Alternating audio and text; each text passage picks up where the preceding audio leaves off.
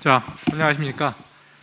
이번 토론의 사회를 맡게 된 전지대학교의 정의준 교수입니다. 사실 요새 사회 문제를 얘기할 때 ESG라는 단어를 빼고 도대체 얘기를 할 수 있는 게 있느냐라고 물어보면은 아마 그 대답을 쉽게 할 수 있는 사람이 많지 않을 겁니다. 그만큼 이제 ESG라는 것이 사회의 어떤 콘센서스를 이루고 있고, 그다음에 이것이 이제 중요한 화두가 인류 사회에서 화두가 되고 있는데, 이제 그럼에도 불구하고 ESG라는 어떤 총론에서는 굉장히 많은 분들의 전문가들이 계세요. 근데 막상 강론에 들어가면은 의외로 또 보면은 이렇게 그 말끔한 서로 토론을 하거나 대담을 할 수 있는 분들이 많지 않거든요. 그런데 오늘 우리 그 포럼에서는 이제 ESG 중에서도 환경이라는 부분에 특화시켜서, 그리고 그것을 갖다가 금융과 연관시켜서 이제 기조연설을 내주시고 이제 발제도 세 분이 해주셨는데, 어떤 이분들의 그 말씀을 듣고 이제 많은 다양한 생각들이 듭니다. 그래서 이제 지금 이제 여기서 두 분이 계시고, 그다음에 이제 세 분의 토론을 해주실 텐데요.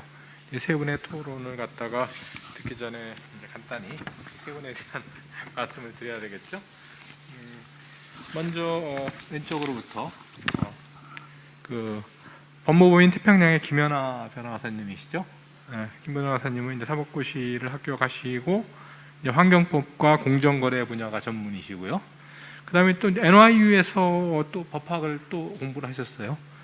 그래서 이제 뭐 환경부 고문 변호사, 중앙환경분쟁조정위원회 이 분야에 대해서 굉장히 법학적으로 탁월하신 그런 분이시고요.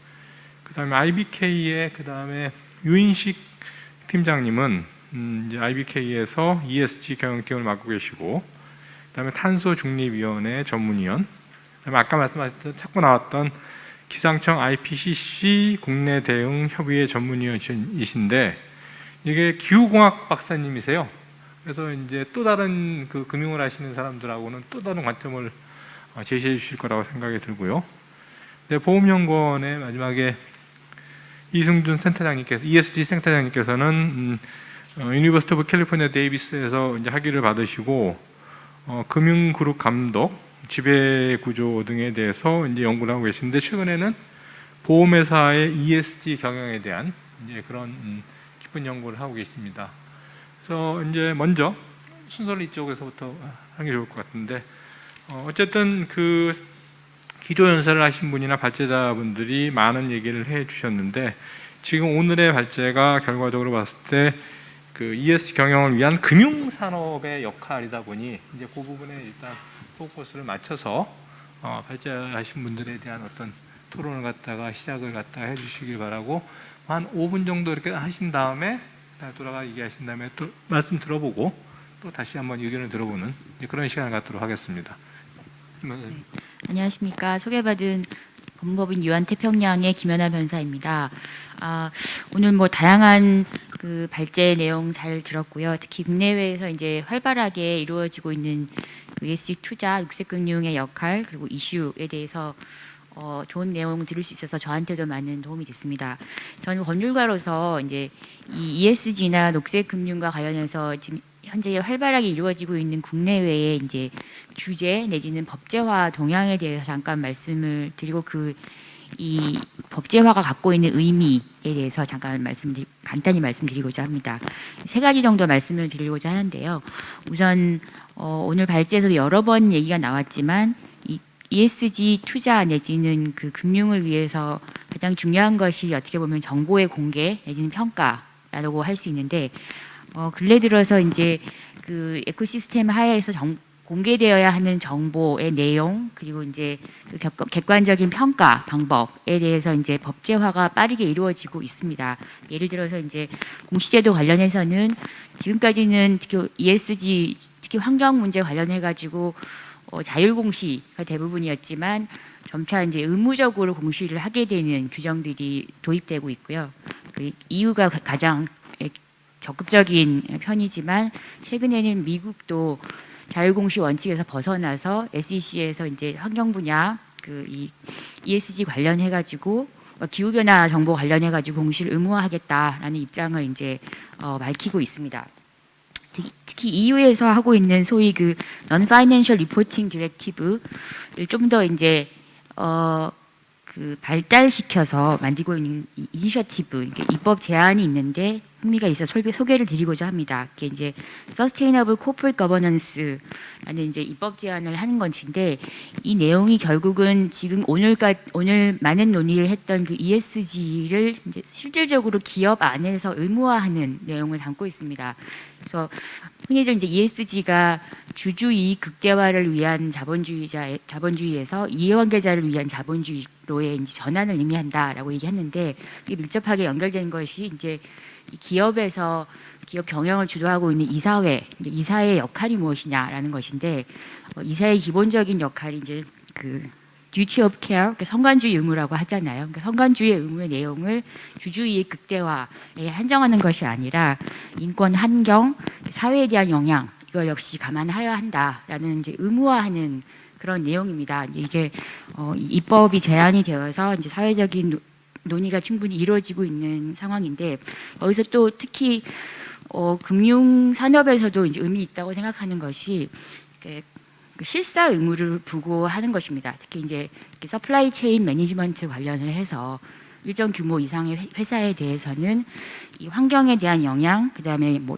건강 환경에 미치는 영향 이런 것들을 이제 본인 스스로의 사업 활동뿐만 아니라 자기가 거래하고 있는 협력업체들에 의한 것까지도 같이 관리해야 된다. 그것을 이제 조사를 통해서 확인을 하고 그 통해 발견된 문제점을 해결할 수 있는 방안까지 이제 조치를 취하도록 하는 의무를 부과한다는 측면에서 실질적인 변화를 이끌 수 있는 내용의 규제라고 생각이 되고 이게 아마 저희가 이제 법조인으로서 ESG 주제에서 가장 중요하다고 보는 거는 컴플라이언스 이슈라고 보는데 컴플라이언스 차원에서 궁극적으로는 아무래도 이게 기업의 역량 차이가 있다 보니까 대기업들은 어느 정도 이렇게 컴플라이언스가 뭐 이루어지는 반면 중소기업들의 컴플라이언스가 항상 문제인 것인데 대기업들이 서플라이 체인 매니지먼트를 통해서 컴플라이언스 범위를 이제 확대를 할 수 있는 것이 이제 궁극적으로 실질적인 그 결과물을 내놓는 데서 중요한 그 메커니즘이라고 생각을 하는데 이런 부분에 있어서 유럽 주도하에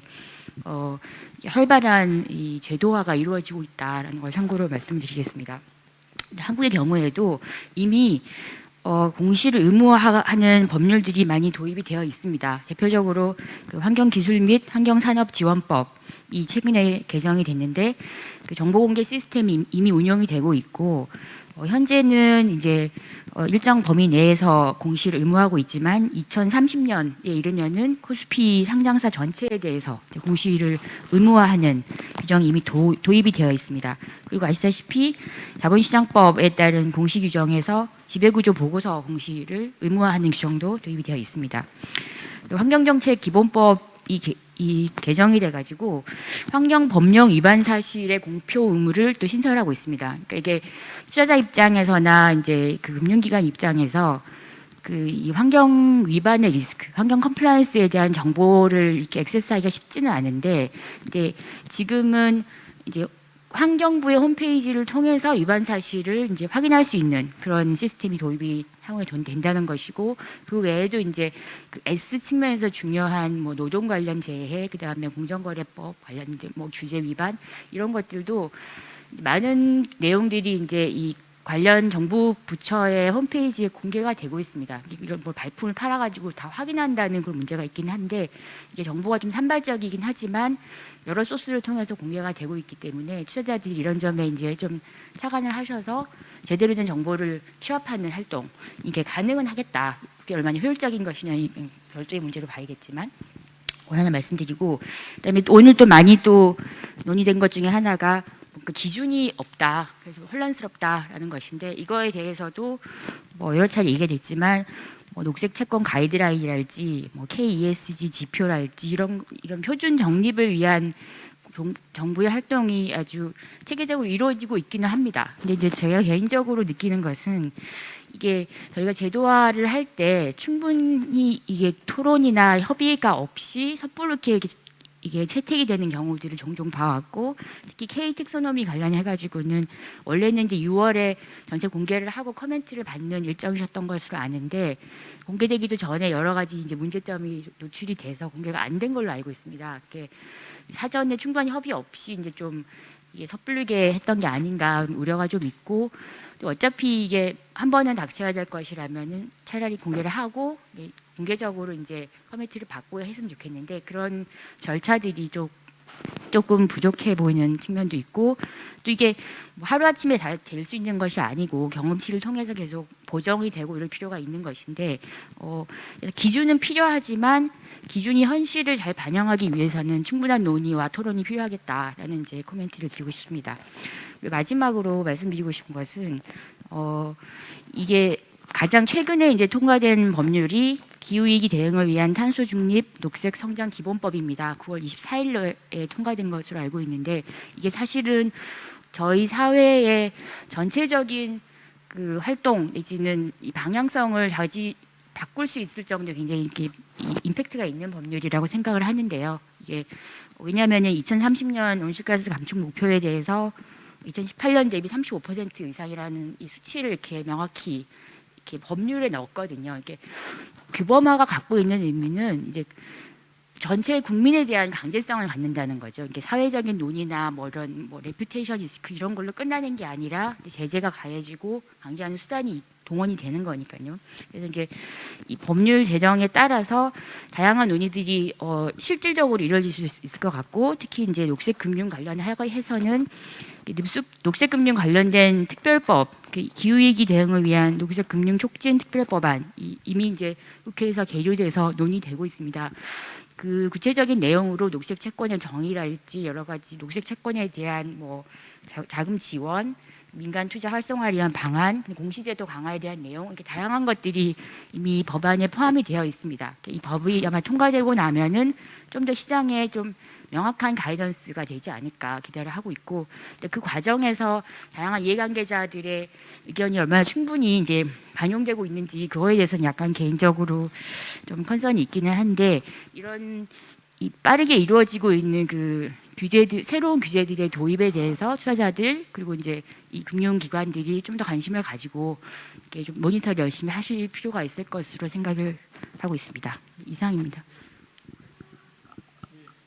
김연아 변호사께서 유럽의 어떤 주주 중심주의에서 이해자 중심주로 넘어가는 과정 속에서의 어떤 이사회의 역할, 준법감 시, 그다음에 이제 경영공시, 그다음에 국내의 어떤 그 공론화 과정이 부족하다고 보시는 어떤 그 규제와 이런 부분에 대해서 말씀을 일단 해주셨습니다. 일단 넘어가기로 하되 또 말씀하시면 되니까 유인식 팀장님께서는.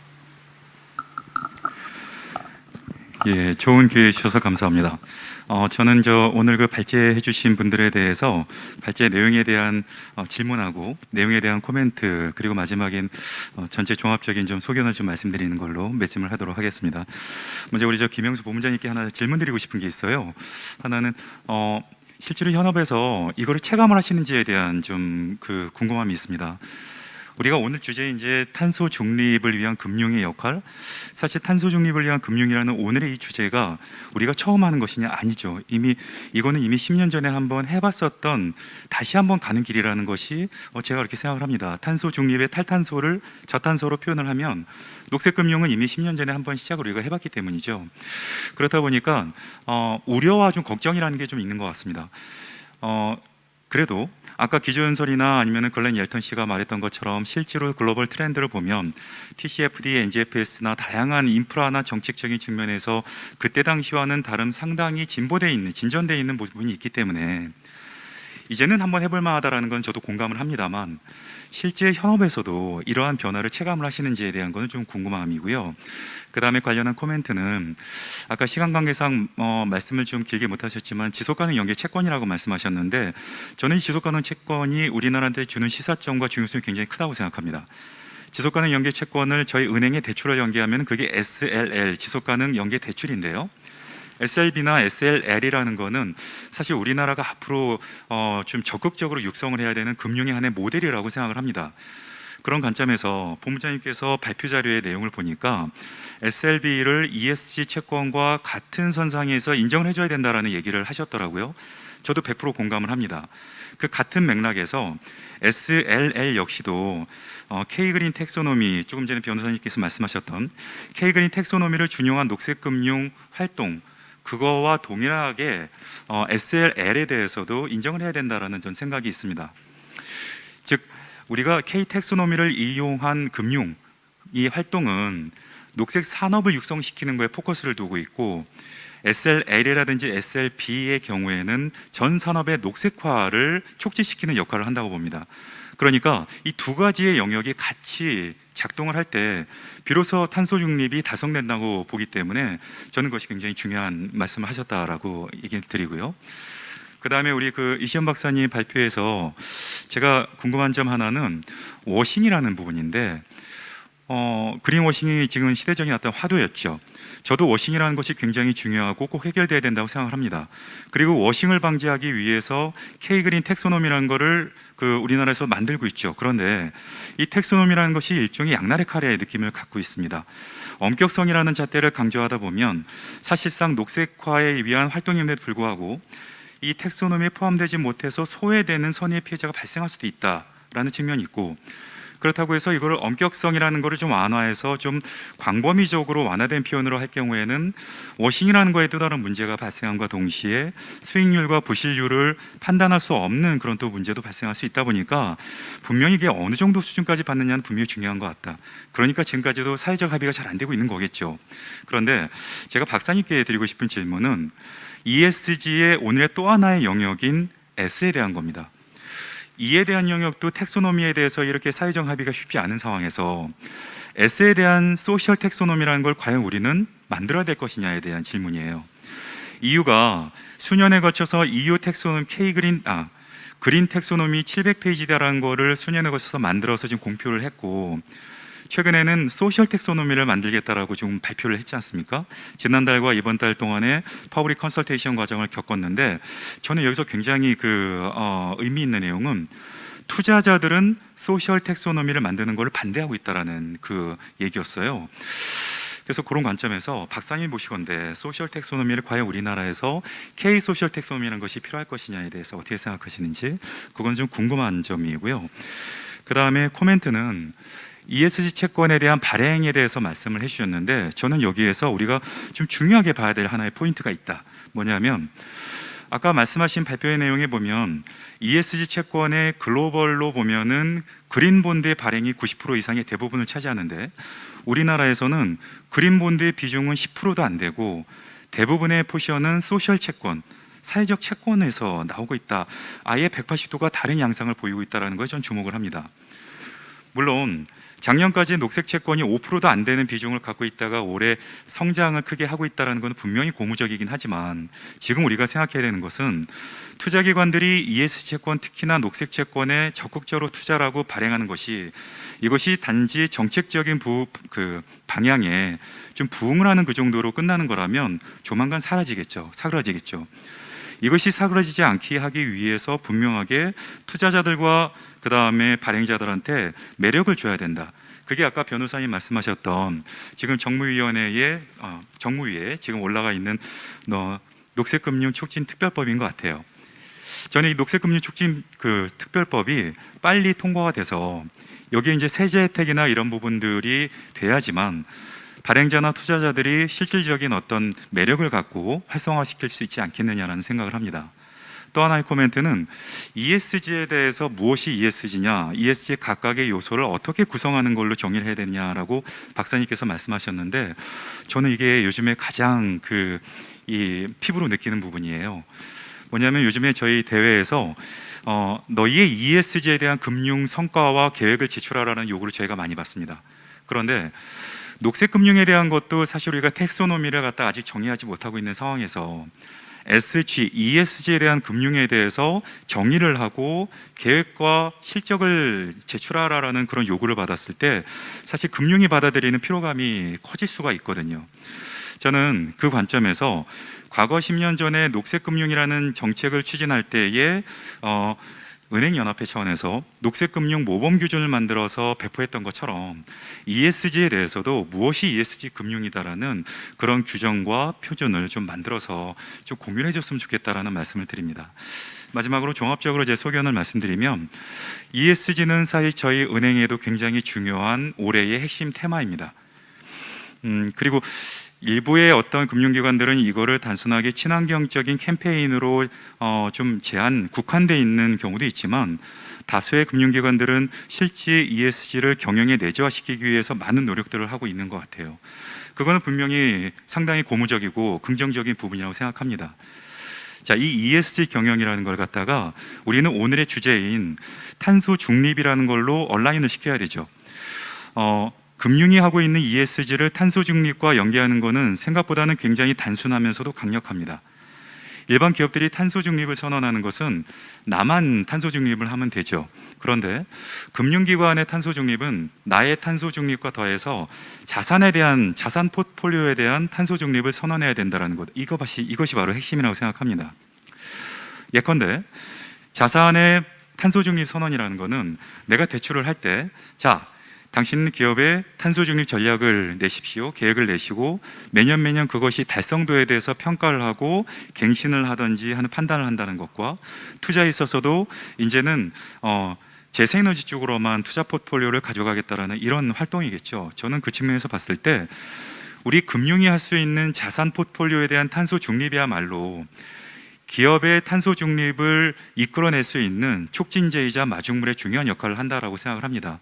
그래서 우리나라에 있는 금융기관이 자산의 포트폴리오에 대한 탄소 중립에 대해서 보다 좀 더 진전되어 있는 그런 접근을 좀 해줬으면 좋겠다라는 말씀을 드립니다. 그럼에도 불구하고 마지막으로 한 가지 우려사항이 있습니다. 많은 사람들은 ESG가 실질적으로 돈과 연계되어 있다. 수익을 창출할 수도 있고 리스크를 줄일 수 있다고 말을 하지만 아직까지는 그 정도의 우리는 데이터를 갖고 있지 못하다고 생각합니다. 그렇다 보니 우리가 지금 생각해야 되는 것은 재무적인 성과와 비재무적인 성과는 현재는 트레이드 오프의 관계일 수밖에 없다는 것을 우리는 그걸 생각을 해야 된다는 거죠. 받아들이자는 겁니다. 재무적인 성과와 비재무적인 성과를 모두 얻어낼 수 있는 파이코노믹스와 같은 그러한 형태로 가기 위한 경로이고 이 경로에서 우리가 중간에 지친다거나 비재무적인 그 성과, 재무적인 성과까지 가지 못하는 거에 대해서 우리가 이제 더 이상 진전을 못하게 된다면 이 ESG라는 것도 사그라지겠죠. 저는 그래서 이 ESG라는 부분은 좀 긴 호흡을 좀 가지고 인내하면서 갔으면 좋겠다라는 말씀을 드립니다. 이상입니다. 많은 말씀을 팀장님께서 해주셨고요. 이제 또 질문도 해주셨으니까 그 부분에 대해서 이제 그 두 분께서 좀 이따 잠깐 이따 마지막 이거 한 다음에 이거 하고 마지막으로 일단은 기본적으로 이승준 센터장님께서도 이제 할 말이 많으실 것 같은데 예.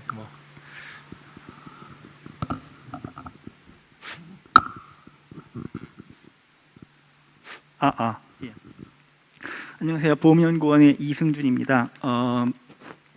저도 할 말은 좀 많은데 일단 시간 관계상 이렇게 앞에서 많은 분들이 말씀을 하셨으니까 일단 요점만 간단하게 말씀을 드리도록 하겠습니다. 옛날부터 왜 우리 CSR 하잖아요. CSR을 해왔는데 왜 갑자기 또 ESG냐? 어차피 우리는 착하게 살고 있었는데 왜 또 갑자기 다른 말로 이렇게 뭐 괴롭히나 이런 분들이 좀 있습니다. 근데 두 개는 좀 구분을 할 필요가 있을 것 같습니다. 이 CSR이라는 거는 결국 이 기업의 사회적 책임을 일단 경영은 경영대로 하고 그 다음에 거기서 나온 수익을 일정 부분 시혜적인 성격으로 이제 좋은 일에 쓰는 걸 의미하죠. 주로 이때는 이제 평판 관리를 하고 운영 리스크를 이제 매니지하는 게 주 목적이었습니다. 근데 이제 ESG는 기본적으로 환경과 사회적인 요소를 기업 경영 전반에 녹여내는 겁니다. 그래서 어떻게 보면은 이제 프로덕션 펑션이라고 그러죠. 이렇게 물건을 갖다 만들 때도 좀 더 친환경적인 방법을 사용해 가지고 만들어내고 그다음에 이제 공급망 같은 경우에 인권 침해 요소가 있는지 없는지 잘 관리를 해가지고 그런 부분도 경영에 반영을 하고, 그러니까 이런 부분들을 다 고려를 해가지고 경영을 하라는 것이 ESG거든요. 그러니까 기본적으로 기업이 어떤 기업이 될 것이냐와 관계가 돼 있고, 그러다 보니까 더더욱 지배 구조가 중요한 이슈로 떠오르게 됩니다. 그러면 왜 이렇게 기업의 전반적인 체질 자체를 이렇게 변화시켜야 되는 상황까지 오게 됐느냐? 결국은 이제 이 기후 위기가 너무 시급해지니까 이걸 더 이상 두고 볼 수가 없는, 어떻게 보면 인류의 이제 생존 문제로까지 비화가 되는 이런 단계에 이르렀고요. 그리고 이제 불평등이 너무 심해진 겁니다. 그러면 지금까지 뭐 주주 자본주의 상황 또는 뭐 신자유주의라고 부르기도 하고, 이런 패러다임 하에서 너무 불평등이 심해지고 문제가 심각하다는 어떤 임계점까지 이르러가지고 공정 이슈가 굉장히 중요한 화두가 돼 있고요. 그러다 보니까 결국 기후 문제를 해결하기 위해서 파리 협정이 해결되고, 그다음에 불평등과 전반적인 이런 문제들을 해결하기 위해서 이제 지속 가능 발전 목표가 유엔 차원에서 만들어지고 이걸 시행을 하게 되는데, 이때 개인이라든가 국가라든가 이런 국제기구라든가 이런 협력도 중요하지만 기업 섹터가 굉장히 커졌지 않습니까? 그러니까 기업의 역할이 더더욱 중요해진 겁니다. 그러다 보니까 이 기업을 이런 어떤 가치를 함양하는데 끌어들이기 위해서 여러 가지 뭐 유엔에서 이니셔티브를 쓰기도 하고 했지만 뭐 결국 계속 그런 문제들을 끌고 오다가 이제 ESG가 떠오르게 된 거고요. 이 기업이 참여를 하기 위해서는 주주의 단기적 수익만 목표로 해서는 이게 이루어질 수가 없고, 결국 고객이라든가 아니면 직원이라든가 뭐 지역 커뮤니티라든가 뭐 NGO라든가 이런 모든 기업과 관련된 이해 관계자들의 의견을 갖다가 다 같이 수렴을 해가지고 이런 경영 전략에 반영할 수밖에 없는 이런 상황까지 왔다고 봅니다. 이렇게 될 수밖에 없는 건 결국은 이제 뭐 기후 변화를 가만 놔두면은 뭐 GDP의 뭐 한 30% 40%가 이제 다운되는 2100년까지 이런 연구 결과도 있고요. 그러니까 더 이상 뭐 일단 경제적인 면에서도 그렇고 인류 생존적인 면에서도 그렇고 가만히 놔둘 수가 없다는 거죠. 우리나라 같은 경우도 지금 기후 변화가 얼마나 빠르냐면요, 지난 100년까지 뭐 1.8도가 올랐대요, 평균 기온이. 근데 이 지난 30년하고 그 이전 30년하고 비교를 하면은 우리가 1.4도가 차이가 난답니다. 그러니까 엄청난 빠른 속도로 지금 한반도에도 기후 변화가 이루어지고 있는 거고, 이런 것들이 결국은 뭐 해수면 상승이라든가 물리적 리스크로 직접적으로 다가올 수밖에 없는 상황이죠. 그러니까 빨리 해결을 해야 된다는 거는 뭐 모든 사람들이 다 공감을 하실 거고요. 그래서 이런 인류적인 문제를 해결하기 위해서 결국 파리 협정이 체결되고, 파리 협정은 가장 큰 차이가 뭐냐면 이전의 교토 프로토콜과 차이가 뭐냐면은 결국 이게 국제법적인 효력이 갖는다는 겁니다. 2021년부터 효력이 발생되는데 국제법적인 거고, 그리고 각 국가는 이제 탄소를 얼마만큼 줄일 거라는 목표를 세우고 그걸 시행을 하고 있습니다. 결국 제도 변화로 이루어질 수밖에 없고, 뭐 유럽 같은 경우는 기후 변화를 유럽 기후법 같은 경우도 이제 통과가 되고, 우리나라도 지금 국회에서 말씀하신 탄소 중립 기본법이 뭐 통과되지 않습니까? 그러니까 이런 면에서 제도 변화를 이끌어지고 이런 결국 전환 리스크로 되는 것이고요. 이런 물리적 리스크와 전환 리스크가 오다 보니까 결국 금융회사 입장에서는 리스크 관리가 중요해지는 겁니다. 그러니까 결국 이런 리스크 관리는 결국 사업 모형과 직접적으로 관련이 될 수밖에 없는 거고요. 근데 이런 기후 변화 이슈가 결국 리스크 관리 측면에서만 중요하냐? 아닙니다. 저탄소로 전환되기 위해서는 결국 엄청난 양의 투자가 있어야 되고, 이건 결국 사업 기회로 연결이 되게 됩니다. 그러니까 결국 기회와 성장 기회, 그러니까 리스크와 성장 기회의 양가적인 측면을 지닌다고 할 수 있죠. 결국 이런 면에서 사업 모형, 그러니까 금융회사의 사업 모형, 그리고 일반 회사의 사업 모형과 이런 ESG를 이런 사업 모형에 내재화시키는 것은 굉장히 중요한 기업의 목표가 될 수밖에 없는 상황이 이렇다고 볼 수 있습니다. 뭐 더 많은 얘기는 이제 끊고요. 시간이 없으니까 보험회사가 어떻게 탄소 중립과 관련이 있는지만 간략하게 말씀을 드리겠습니다. 일단 글로벌 보험회사 같은 경우에는 기본적으로 이런 기후 변화 문제를 이 사회의 주요 의제로 지금 이제 인식하기 시작했습니다. 그래서 뭐 전담 조직도 구성하고, 그다음에 전 그 조직에 이런 ESG가 쭉 그 어떤 그 모든 행동에 반영이 되도록 이렇게 내재화 시키고 있고요. 우리나라 같은 경우는 이제 그러니까 올 3월에 ESG 경영 선포식을 했습니다. 보험회사들이. 그래서 그 이후에 이제 전담 조직도 설치를 하고 좀 더 이제 그 ESG 방향으로 움직이는 그 속도가 이제 빨라질 걸로 예상하고요. 그러니까 그런 의미에서 이제 우리나라의 보험회사의 ESG는 지금 현재 아직 이제 시작 단계라고 볼 수 있습니다. 그래서 이런 그 ESG가 결국 경영 전략과 관련되다 보니까 일단 ESG 지배구조를 반영해야 되고요. 결국 장기적으로 임원이라든가 직원의 성과에도 영향을 미칠 수 있도록 어떤 보수 체계라든가 이런 것도 좀 그 손을 볼 필요가 있다고 봅니다. 그리고 제가 아까 말씀드릴 때 항상 이 사업 모형 쪽을 말씀드렸는데요. 보험회사의 주된 사업 모형에는 이제 보험 인수가 있고, 그다음에 자산 운용이 두 가지가 있습니다. 각각의 측면에서 우리는 이제 탄소 중립에 기여를 할 수가 있는데요. 쉽게 말씀드리면은 보험료라는 것은 가격 메커니즘입니다. 가격 메커니즘은 결국은 그 어떤 개인의 기본적인 자기의 리스크 관리 정도를 그 보험료에 반영을 시킬 수가 있습니다. 그래서 뭐 자동차 같은 경우 자동차 보험을 예를 들면은 이제 마일리지 보험 같은 경우에 자동차 많이 운행하면은 보험료를 갖다가 그 많이 내고 그 적게 운행하면 적게 내는 이런 그 차이를 줄 수가 있는데요. 이것과 마찬가지로 그 기후 이슈에 대해서 개인이나 기업의 어떤 그 리스크 관리 정도에 따라서 보험료를 다르게 책정함으로써 우리는 탄소 중립으로 어떤 개인이나 기업의 그 행동을 그 유도를 할 수가 있다고 봅니다. 이미 이런 것은 다 시행이 되고 있고요. 외국 같은 경우에는 저탄소 쪽으로 어떤 저탄소 쪽으로 기업들을 그러니까 그 국가 계획 뭐 발전이라든가 신재생 에너지 발전 같은 걸 그 촉진시키기 위해서 보험회사 거기 들어가 가지고 전반적인 사업 리스크에 대해서 이제 그 언더라이팅을 하고, 그다음에 전반적인 자문이라든가 솔루션을 제공하는 이런 사업 모형도 좀 가지고 탄소 중립에 기여를 하고 있습니다. 그리고 마지막으로 자산 운용 같은 경우가 있는데 아까 많은 말씀을 해주셔가지고 크게 뭐 달라질 건 없는데 한 가지만 딱 그 강조를 하고자 합니다. 보험회사 같은 경우에는 이 부채 구조가 다른 은행이나 금융투자회사가 다릅니다. 우리는 이제 기본적으로 장기적인 사업 모형을 가지고 자산 운용을 하기 때문에 이제 그 장단기 그 미스매치 문제가 없고, 그렇기 때문에 이 인프라 투자라든가 뭐 대체 투자라든가 이 그 기후 저탄소 그 경제로 전환을 하기 위해서 필요한 이런 투자에 굉장히 적합한 자산운용 구조를 가지고 있기 때문에 이 보험회사가 말씀하시듯이 그런 면에서도 탄소 중립에 이바지할 수 있는 기회는 많다고 볼 수 있습니다. 이상입니다.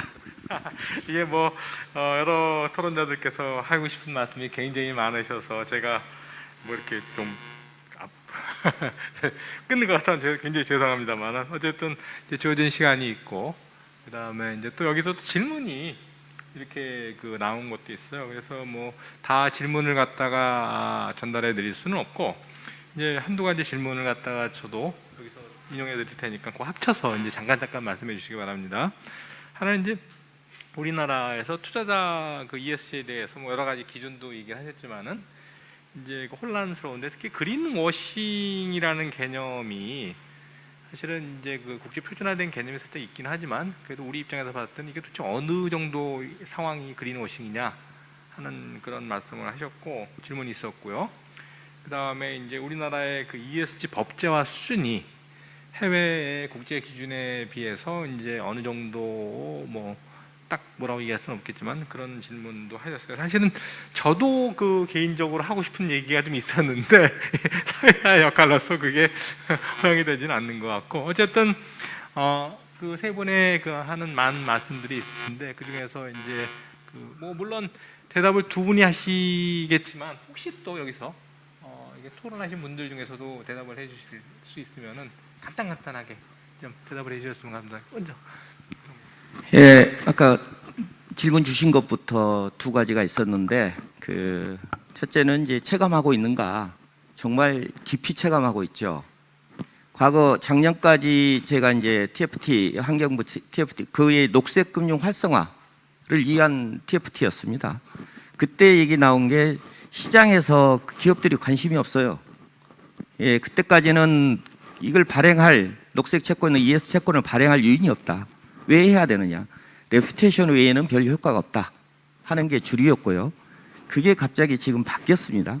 바뀐 가장 큰 계기는 한국에서도 투자자가 움직였다는 거죠. 그 전까지 가장 큰 차이는 투자자가 또 관심이 없었어요. 의무적으로 국민연금도 의무적으로 일부만 했었지. 예, 그게 가장 큰 차이가 있어서 급격하게 최근에 바뀌었고 올해 제가 접촉한 기업 수만 한 200여 개 됩니다.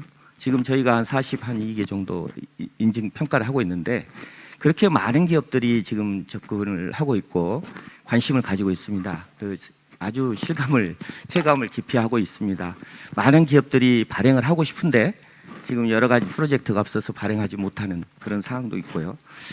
그리고 두 번째는 이제 SLL 얘기를 주셨는데 SLB는 작년에 가이드라인 처음 제정됐어요. 원래 이미 국제 글로벌하게는 SLL로 발행이 되고 있었습니다. 이 SLL은 론 사이드이기 때문에 채무자 간에 신디케이트 렌더끼리 합의하면 되는 거기 때문에요. SLL은 이미 4, 5년 전부터 발행하고 있었습니다. 그러나 우리는 지금 작년에 처음으로 공식적으로 SLB에서 그 ICMA에서 이제 가이드라인이 나와서 발행하게 된 것이어서 소개가 SLB로 소개가 됐습니다만은 당연히 SLL이 훨씬 더 폭넓게 적용할 수 있는 제도입니다. 그러니까 뒤에 말씀이 주셨지만은 금융 자산의 모든 투자 부분에 이 녹색 채권이나 ESG가 다양하게 적용될 수 있도록 지금 여러 가지 노력들을 하고 있습니다. 그 중에 하나의 일련의 행위라고 보면 되고요. 지금 이 얘기가 어제도 환경부하고 거래소 같이 협의를 했습니다만은 이 금융위든 지금 올해 정부의 그 내용에도 SLB에 대한 이 포함 여부 또는 지원 여부 이런 거에 논의되고 있는 걸로 알고 있습니다. 그리고 그린워싱 문제는 그린워싱이라는 거는 이제 소위 녹색으로 환경에 친화적인 금융 투자를 하겠다든지 아니면 그런 계획을 가지고 투자를 받았는데 그걸 향후에 그대로 이행하지 않는 것이죠. 예, 가장 좋지 않은 거는 기업이 치팅을 하는 거죠. 내가 녹색 친환경이라고 했는데 그렇게 해서 채권 투자를 받았는데 그 다음에 그걸 이행하지 않는 경우 그거를 어떻게 감시하고 볼 것인가. 그것 때문에 지금 인증이나 평가에 대해서 계속 논의를 하고 있고 어제도 이제 그 평가에 인증에 대한 제도적인 보완이라든지 특히 사후평가가 중요합니다. 그 그린워싱을 방지하기 위해서는 그런 부분 사후보고 기업의 사후보고 그다음에 인증기관의 사후평가 이런 부분을 통해서 방지하려고 노력하고 있습니다.